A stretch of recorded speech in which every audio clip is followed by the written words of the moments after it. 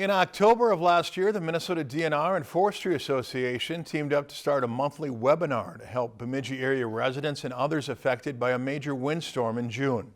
These webinars continue as different issues arise, even now, nearly 7 months after the storm.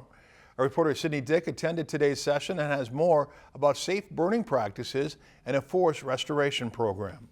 The Farm Service Agency is starting an Emergency Forest Restoration Program, or EFRP, to help those affected by the June 21st windstorm that decimated millions of trees in northern Minnesota. The program has a goal of reimbursing up to 75% of damage removal costs for non-industrial private forest landowners. This is just one example. I own 80 acres of woods. It blew down. I'm having to get, say, a logger, heavy equipment in to get those damaged trees, those down trees cleaned up. I am being charged. I'm having to pay for that out of pocket. That's where this program is hopefully going to help reimburse these private landowners to clean this stuff up. The EFRP signups will start on February 2nd, and reimbursements are meant only for damage that came from this specific windstorm. We can't be clearing this to make pasture or to make housing developments or any of that stuff. It's forest land going back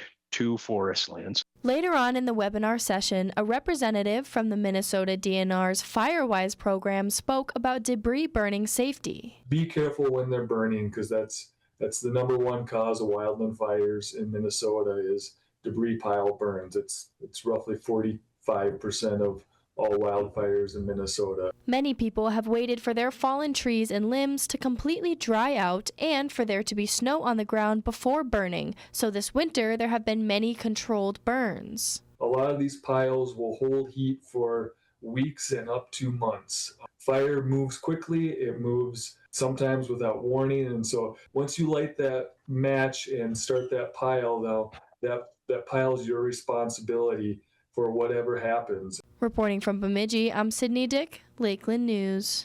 The whole webinar can be viewed on the Minnesota Forestry Association website. The next webinar with more reforesting information is set for February 9th at 4 p.m. Lakeland News is a nonprofit news organization. Donate to Lakeland PBS today to support your local news team.